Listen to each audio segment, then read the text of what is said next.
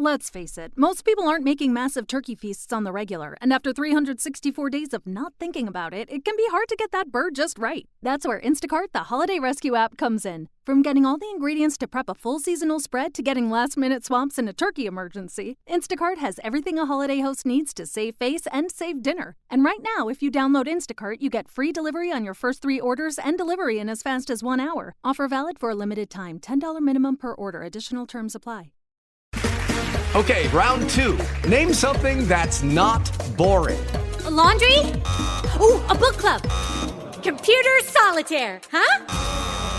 Ah, sorry, we were looking for Chumba Casino. That's right, ChumbaCasino.com has over 100 casino-style games. Join today and play for free for your chance to redeem some serious prizes. ChumbaCasino.com. No purchase necessary. Void where prohibited by law. 18+ terms and conditions apply. See website for details.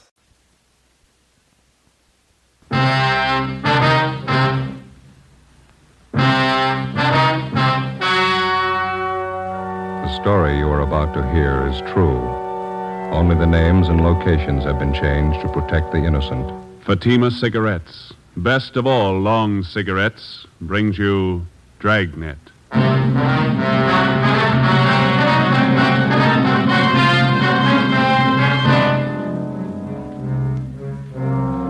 You're a detective sergeant. You're assigned to homicide detail. You answer an early morning call. A police officer on patrol duty disappears. Any attempt to contact him by car radio fails. Your job, find him. If you want a long cigarette, smoke the best of all long cigarettes. Smoke extra mild Fatima. Yes, Fatima is the king-size cigarette, which contains the finest Turkish and domestic tobaccos superbly blended to make it extra mild, to give Fatima a much different, much better flavor and aroma than any other long cigarette. That's why Fatima has more than doubled its smokers coast to coast. Enjoy extra mild Fatima yourself. Best of all, long cigarettes. It's wise to smoke extra mild Fatima. It's wise to smoke extra mild Fatima.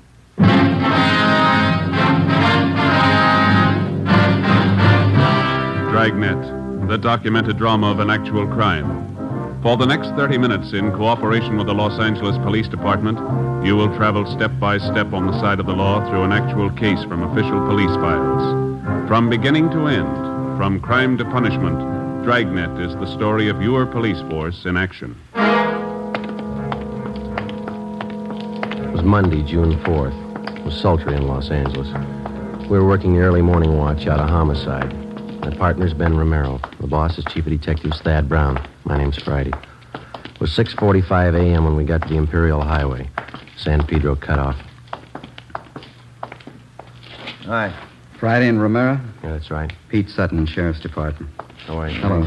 We got here as soon as we could. Inspector Bowers fill you in? Yeah, Ed Baxter and Central Homicide told us to check with Bowers at the sheriff's office. And Bowers directed us to come out here and lend you a hand. This thing happens so close to the county line, they figure both departments ought to go to work on it. Sure, glad to have you.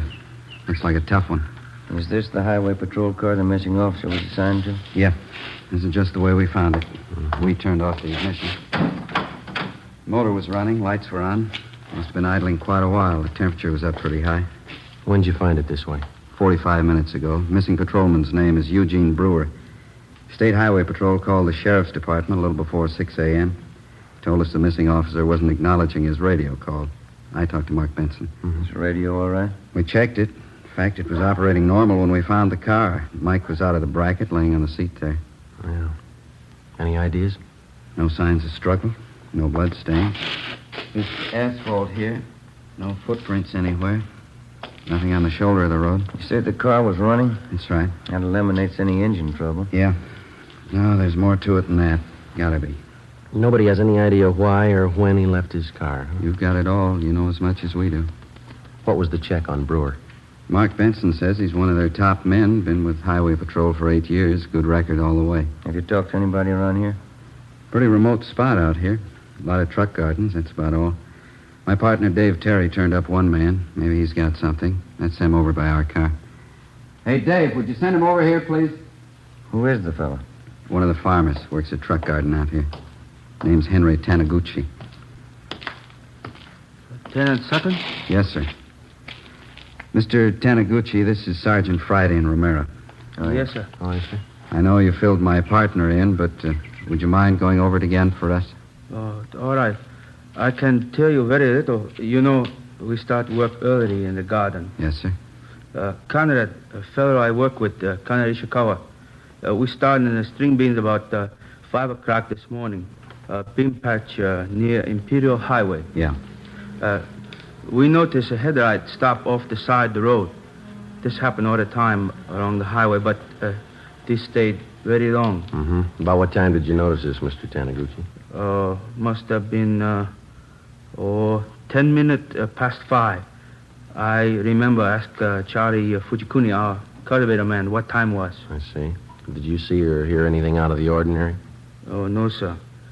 We wait a while, and headlight do not move. Conrad and I decided maybe somebody was in trouble. This highway quite deserted early morning hour. What'd you do then? We walked up to see what was wrong. When we get close, we could see was state highway car, so we know everything all right. Mm-hmm. Did you see the officer in the car? Oh, no. Door was open on the other side. We thought maybe officer investigate something down in the brush. Did you see him down there? Oh, no. We just think he was check up something. So we go back to work. You saw nothing out of the ordinary, nothing unusual? No, we don't. We hear the radio play. We know everything okay. That checks out. The radio was functioning when we got here. Mm-hmm. You didn't notice any other cars around anywhere, did you? Oh, no, sir. Thank you very much, Mr. Taniguchi.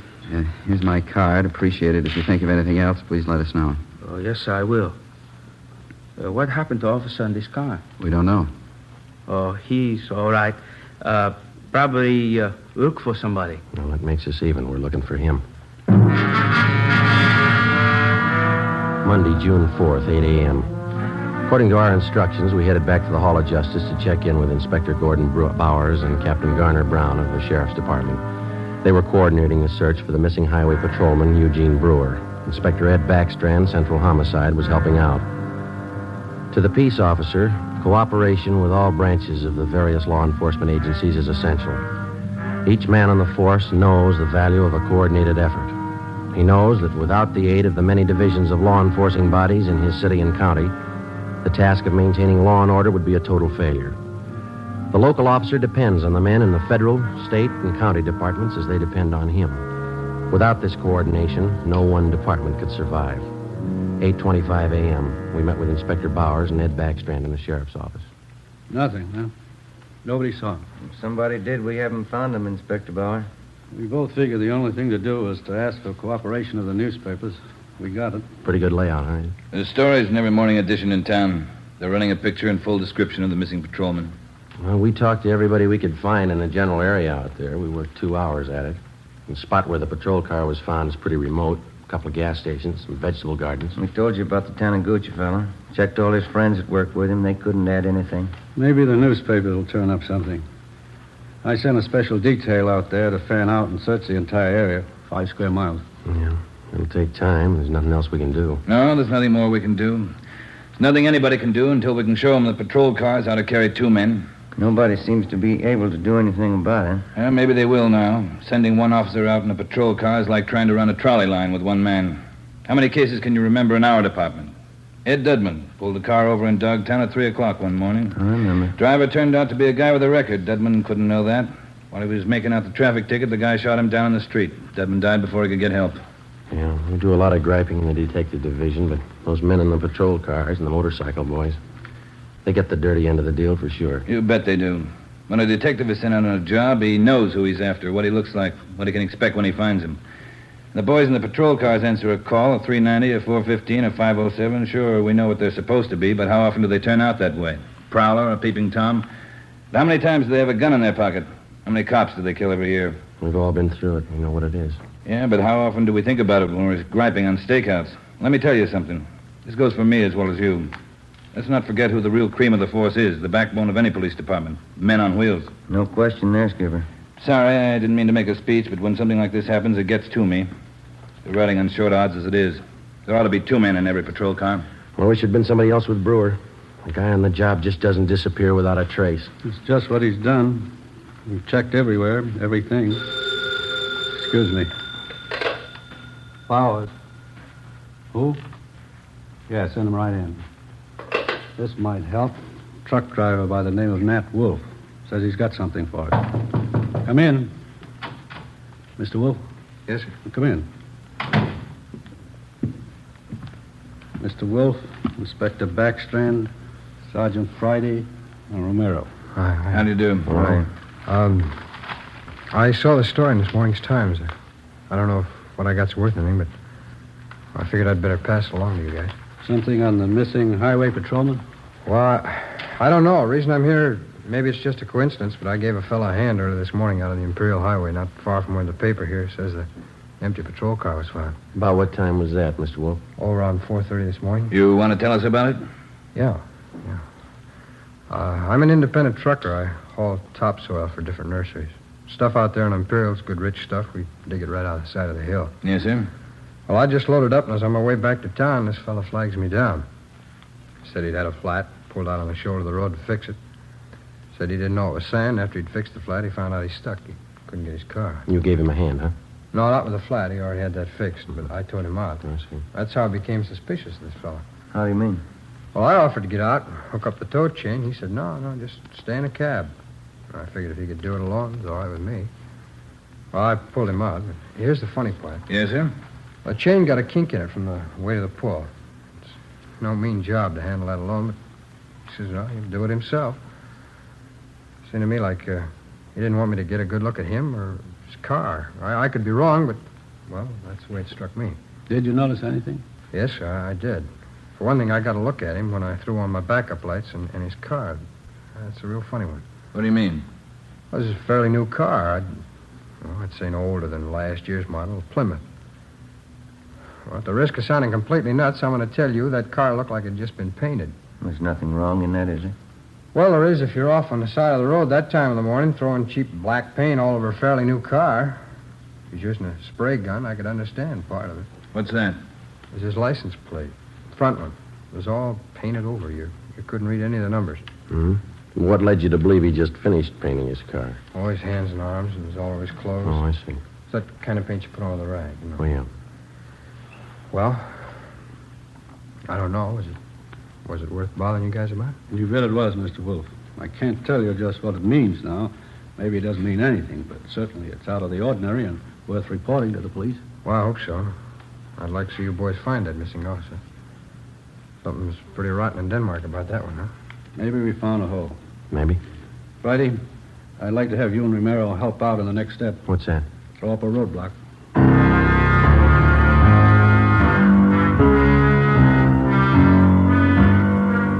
10:30 a.m. Before we left the sheriff's office, the truck driver, Nat Wolf, gave Inspector Bowers a description of the man in the Plymouth sedan. Together with Lieutenant Pete Sutton and Dave Terry, we drove to the Imperial Highway. Nat Wolf showed us the spot beside the road where he towed the man. The area was checked, and sample scrapings of the black paint were taken. There was no chance of taking a tire impression because of the loose sand in the area. All physical evidence was taken back to the crime lab for analysis. Nat Wolf returned to the office to check through mug books for possible identification of the man he helped out. Meantime, a special detail of men continued to search the area where the missing patrolman had disappeared. 3 a.m. According to instructions, a roadblock was established at the spot where the abandoned patrol car had been found. Imperial Highway, San Pedro cutoff. Los Angeles. 11A, 6 and Spring, 118. Police business. Yes, sir. Wonder if you could help us out. Certainly. You travel this highway every night, ma'am? Yes, I do. I'm in the vegetable business. Did you come this way last night about this time? I run pretty much on schedule. Yes, I did. Did you notice anything unusual along the highway? I bet I know what this is about. That missing highway patrolman. Yes, ma'am. We're stopping everybody to see if they can give us any information that might help us out. Well, I wish I could, but I didn't see a thing. That poor fella. Do you think you'll find him? We're trying awful hard. Sorry, I can't help you. Can I go now? Yes, ma'am. Thank you. How'd you do? Nothing. What time you got, Joe? Almost 4. Got a little more hot coffee in that jug. You want some? It's fine with me, yeah.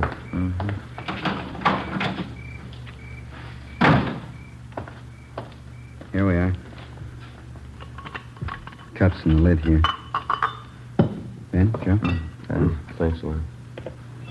Watch your fingers. It's hot. Yeah.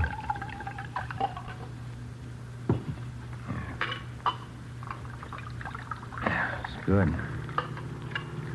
I'll take this one. I want to put my coffee on the fender here. Don't knock it off, huh? How was it? Thank you. Hey, wait a minute. Wait a minute, fella. Can you see my light? I haven't even got a cigarette. I mean my flashlight. I got a cigarette lighter if that'll do you any good. You've been drinking, haven't you? Yes, I have. I never get drunk, but I've had a little drink. I'm sorry, but I'm going to have to ask you to pull over to the side of the road. Okay. What happened to my car? It's broke. You better let me do it, huh? You want to slide over a little bit there? I never pick up hitchhikers. No, I'm just going to move your car off the side of the highway now.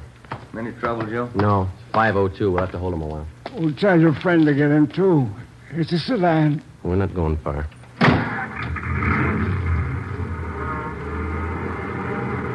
Where are we going? Right here. Is this the road to Pismo Beach? No, sir, not this one. Well, that dirty little Ernie, he lied again. He hates clams. What's that? I've been trying for 5 months to get to Pismo Beach for a bowl of clam chowder. I haven't made it yet. All right, you just sit here a while and sober up, will you? I'm going to hold on to your keys. I'll give them back to you. You haven't got a bottle in the car, have you? No, I never drink and drive. Alcohol and gasoline do not mix. Yeah. You drive this road every night? Every night. And he keeps telling me to take me to Pismo Beach. I love clams. You just sit here and sober up.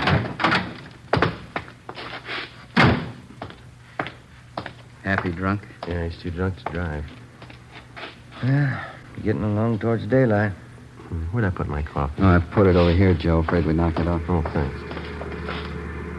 This one's mine. Okay. You seem to come in bunches. You get 2 or 3, and then you wait for an hour. You know, they don't use this highway much since they put through that alternate, you know. Police business. Yes, sir? You travel this highway every night about this time? Once in a while. Haven't been over this way in a week. You didn't drive this way last night? No, sir, I didn't. Anything the matter? Routine check.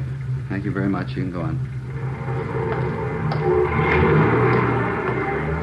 Nothing. Yeah. Well, looks like a hopeless job, doesn't it? Business is picking up. Here comes another one. Looks like one of your sheriff's cars, Pete. Yeah. Reynolds, homicide. Pete Sutton? Yeah, Reynolds. You can pack up. They found him. Is he all right? 2 bullet holes in the back of his head.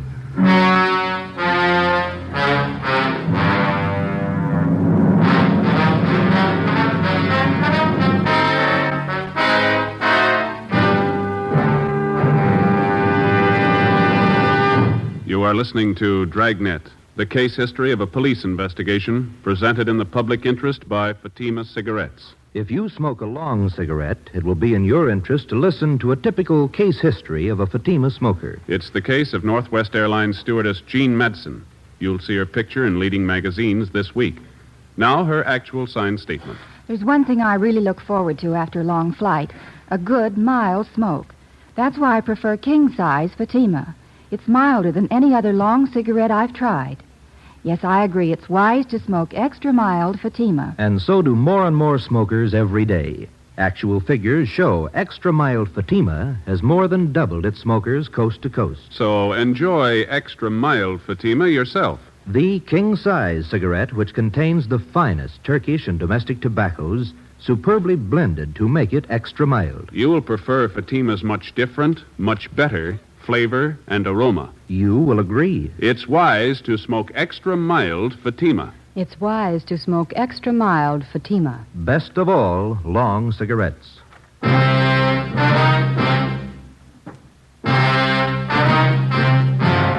5 a.m. Tuesday. The body of Highway Patrolman Eugene Brewer was found half buried in a shallow grave approximately 4.5 miles from the point where his car had been found standing on the highway. The scene was roped off, photographed, measurements were taken, and the area carefully gone over for any physical evidence. A few scattered residents were again checked and asked if they'd heard gunshots. Since the nearest dwelling to the place where the body was found was 2 miles, there was a possibility that they could have not heard the shots. No one could give us any further information. The coroner's autopsy showed that Patrolman Brewer had been shot 3 times in the chest, 1 bullet directly entering his heart. He'd also been shot twice through the base of the skull. 1 p.m. Wednesday. I get it. Homicide, Friday. Pete Sutton, Joe. Yeah. Just had a call from our Hollywood substation. Woman reported her car stolen on Sunday night. Thought the guy was going to bring it back. That's why she didn't report it sooner. What about it, Pete? It's a Plymouth sedan, last year's model. Same type the truck driver told us about. Sounds good. We already have a broadcast out on it. We're putting out an APB now. You want to check and see if they got it on tonight's hot sheet? Right. Anything on the guy who stole the car? Boyfriend of the woman who owned it. He left her in a restaurant and got away with her car. You remember the description of the guy the truck driver helped out Monday morning? Mm-hmm. The guy that stole this woman's car, it's the same. Yeah. Still doesn't prove he had anything to do with it. Doesn't prove he didn't. Together with Pete Sutton and Dave Terry from the sheriff's office, we drove out and interviewed the woman whose car had been stolen. She told us that the man who had taken her car had also been seen in the company of one of her girlfriends, a Miss Helen Farrell, who worked as a cashier at a Hollywood theater. The Farrell girl identified the man as Mike Lapino, and she gave us a snapshot of him. She also gave us his last known address. We had no actual tie-in between the theft of the woman's car and the murder of Patrolman Eugene Brewer, but the circumstantial evidence made it at least worth checking out. The only car known to have been in the vicinity the morning of the murder was the car the truck driver, Nat Wolf, had reported. The same make and model car had been stolen the night before the killing. The general descriptions of the man from 2 different people tallied closely. We figured before we'd pass this lead by, we'd check it out all the way. 4 p.m. Wednesday. We met with Inspector Bowers at the sheriff's office. We checked this Lapino's apartment, found a shirt and a pair of pants. Black paint on both of them. I sent for that truck driver, Nat Wolf, to identify this picture here. You find anything else in the apartment? Well, this address book, there's no local places in it. They're all Las Vegas, Nevada addresses. That's it, huh? Yeah. What'd you get from the record bureau on the guy? The I Bureau pulled the package on him. That is Mama sheet. Thank you. Mike Lapino. Spent some time at San Quentin. Armed robbery, grand theft auto, assault. Pretty good record. We're still not positive he had anything to do with the Brewer killing, but he's had the training for it. Yeah? Send him right in. Nat Wolf. Mm-hmm. Come in, Mr. Wolf. Thank you. A dirty shame about that boy. I read about it in the papers. Yeah. Got a photograph we'd like you to look at, Mr. Wolf. You bet. Yeah, that's the man. You're sure? Sure. No mistake. Hey, why do you suppose he was painting that car at 4 o'clock in the morning? Maybe that's what that patrolman wanted to know.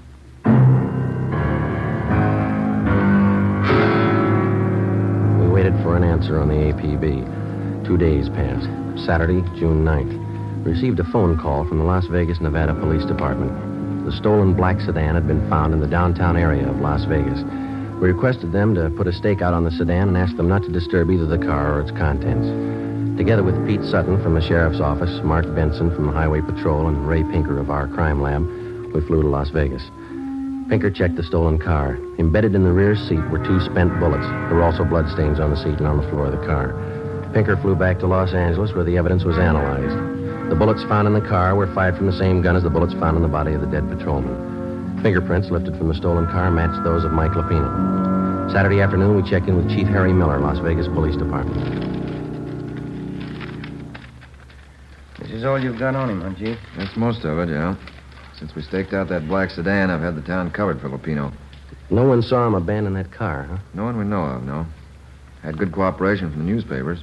Story's been on page 1 since the thing broke. Anything come of those names we got from Lapino's address book, the ones we phoned to you? Let's see, I got the list right here. Yeah, here we are. These are the ones my men have checked out already. George Connolly, nothing there. Harry Carlson, he and his wife have been checked out, nothing there. William Spencer, nothing at his place. We've got them all staked out. That leaves 2 to go, huh? That's right. We're checking the last 2 now. Nothing from the railroad stations, the airlines? They've been covered ever since we got your phone call. Yeah. No, I could be wrong, but I think your man's still here in town. Any reports on him? A couple of wild ones, nothing definite. Checked him out. Had one this morning from a dealer at one of the clubs downtown. About 10:30 this morning, he saw Lapino playing the 2-bit slot machine. We showed him his mugshot. He swears it's the guy. Well, all we can do now is sweat it out, huh? My men have covered everything. I don't know what else we can do. Yeah. Excuse me. Sure. Chief Miller. Yeah? You sure it's him? No, don't try to handle it alone. Keep the place covered the best you can. We'll be right out. They found him. 2 Las Vegas detectives named Billings and Vance answered a phone tip from a groceryman in the east end of town. He said a man had been buying groceries from him for the past 2 days and lived in the apartment house above the store. The 2 detectives showed the groceryman Lupino's mugshot. He gave a positive identification. They then checked with the apartment house manager. After looking at the mugshot, he identified Lupino as the tenant in apartment 10B. Detectives Billings and Vance staked out the place until our arrival with enough men to cover the area.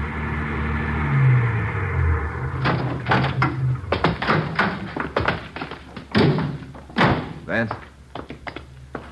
Yeah, Chief. What's the story? Well, he's in there. Hasn't been out all day. Apartment 10B. We'll take the front, Chief. Manager thinks Lupino has a gun. Maid was cleaning the apartment, found some loose slugs in the dresser drawer.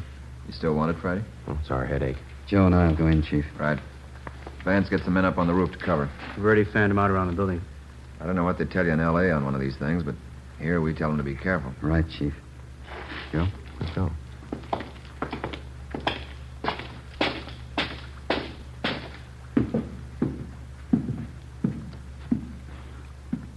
On the second floor. Yeah, let's take the stairs, Chief. All right.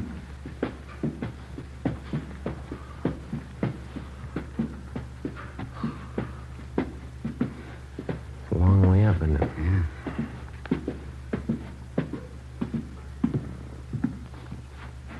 This way.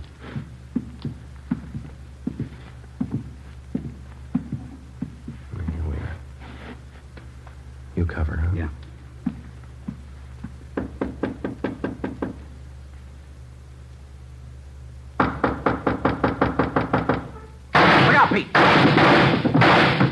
Shot right through the door. Yeah, he's got 2 left. Unless he's got another gun. Now, let's take him. One good kick ought to get the lock. Right. Just a minute. Let's go, Pete. Watch it! I got it! Watch that gun, will you?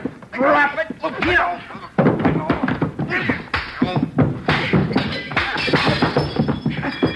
Let it alone, Lupino. I got it. All right, come on, get up. You all right, Pete? Okay. I get the cuffs. What's the big idea? You tell us. You killed that patrolman. He got tough. You didn't have to kill him. Spotted the stolen car. What else could I do? Come on, you. He had as much chance as I did. That figures. Yeah. 2 bullet holes in the back of his head.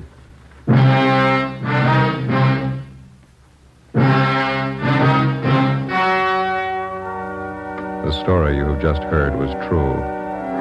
Only the names and locations were changed to protect the innocent. On October 2nd, trial was held in Superior Court, Department 91, City and County of Los Angeles, State of California. In a moment, the results of that trial. And now, here is our star, Jack Webb. Thank you. The working detective knows that every member of his local police department is a qualified man. He knows that his fellow peace officers have been carefully selected to perform their specific duties by trial, by examination, and by results. And so, with a cigarette, the makers of Fatima carefully select and blend only the finest Turkish and domestic tobaccos to make Fatima extra mild. Best of all, long cigarettes. If you're a long cigarette smoker like I am, smoke Fatima. Every pack is extra mild. Fatima.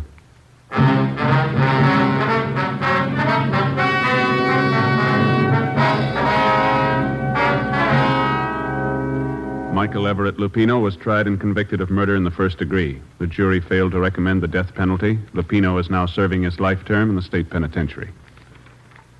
Ladies and gentlemen, the Los Angeles Police Department requests the cooperation of all Dragnet listeners in the following police matter. The Los Angeles Police Department would like every and any information regarding a gun fitting the following description: .38 caliber special Smith & Wesson revolver, gold seal model. The gun has a blue steel 4-inch barrel. The serial number is 210088. 210088. If you have any information as to the past or present whereabouts of this gun, contact W.H. Parker, Chief of Police, Los Angeles, California. This is a very important matter. All information furnished will be held in strictest confidence. Thank you. You have just heard Dragnet, a series of authentic cases from official files. Technical advice comes from the Office of Chief of Police W.H. Parker, Los Angeles Police Department. Coming up, Duffy's Tavern. 3 chimes mean good times on NBC.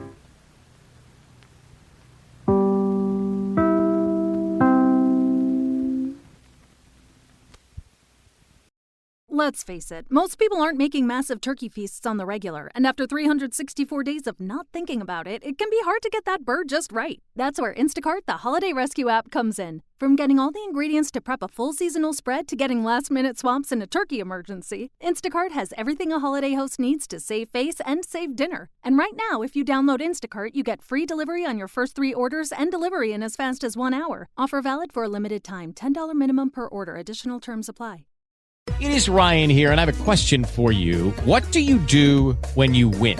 Like, are you a fist pumper, a woo-hooer, a hand clapper, a high fiver? I kind of like the high five, but if you want to hone in on those winning moves, check out Chumba Casino. At ChumbaCasino.com, choose from hundreds of social casino-style games for your chance to redeem serious cash prizes. There are new game releases weekly, plus free daily bonuses. So don't wait. Start having the most fun ever at ChumbaCasino.com. No purchase necessary. VGW Group. Void where prohibited by law. See terms and conditions. 18+.